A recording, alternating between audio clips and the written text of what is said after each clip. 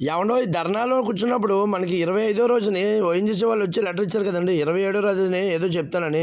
అదేనండి మన ఊరిని దత్తత తీసుకుంటారా? ఏంటి ఉద్యోగాలు ఎలా ఇస్తారని చెప్పేసి దాన్ని చెప్తాననమాట. ఓడలు రమ్మన్న వాళ్ళు రాకుండాన ఆళ్ళ అమలాపురం ఆర్‌డీఓ ఆఫీస్‌లో పెట్టారండి మీటింగు. మనం గౌరవప్రదంగా మనకి కలెక్టర్ గారికి, ఎమ్మెల్యే గారికి అందరికీ కూడా మర్యాదపరంగా ఇవ్వాలని చెప్పేసి వాళ్ళ కౌరంపరని చెప్పేసి అక్కడికి వెళ్ళామాట. ఆల్రెడీ ఊర్లో వాళ్ళందరూ కూడా అక్కడ వచ్చేసి ఉన్నారన్నమాట. ఒకరు కాదు ఇద్దరు కాదండి సుమారు 25 మంది, 30 మంది వచ్చారన్నమాట. ఆళ్ళందరూ కూడా వచ్చిన తర్వాత ఉండి లోనికి వెళ్దాం అని చెప్పేసి వెళ్ళానండి. అదిగోండి ఆడోళ్ళతో సహా వచ్చారు అందరూ కూడా. అక్కడ నిలబడ్డారు. అన్నీ చూశారు. మమ్మల్ని ఇద్దరు ముగ్గురిని రమ్మంటే లోనకి మేము ఇద్దరు ముగ్గురు అయితే రాము. మొత్తం అందరూ ఊరంతా వస్తామని చెప్పేసి అంటే అప్పుడు లోనకి రప్పించారండి. అదిగోండి మన ఎమ్మెల్యే గారు, అలాగే డీఎస్పీ గారు, అలాగే ఆర్‌డీఓ గారు ఉన్నారన్నమాట మేడం గారు.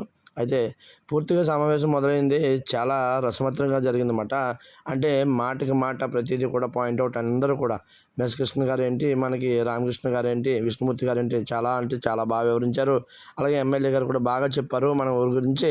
అయితే కంపల్సరీ దత్తత తీసుకోవాల్సిందే అని మనకి పాయింట్ ఔట్ చేయగా ఆళ్ళందరూ కూడా ఆలోచించుకొని, ఏవండీ మాకు ఇంకా హెడ్ ఉన్నారు. మేము ఇంకా వారం రోజుల్లో చెప్తామని చెప్పేసి వారం రోజులు టైం అడిగారు. వారం రోజుల అనంతరం కంపల్సరీ మొత్తం అంతా కూడా నిలిపేస్తామని చెప్పేసి వాళ్ళ గురించి చెప్పి వెళ్ళిపోయారన్నమాట ఎమ్మెల్యే గారు. అయితే ఇంక మేము కూడా సెలవు తీసుకుంటామని చెప్పేసి లెగిసి వచ్చేసామన్నమాట. మరి ఈ వీడియో నచ్చినట్లయితే లైక్ కొట్టి, షేర్ చేసి, సబ్స్క్రైబ్ చేసుకోండి. మరిన్ని వీడియోస్ కోసం ఫాలో కొట్టి ఉంటాను.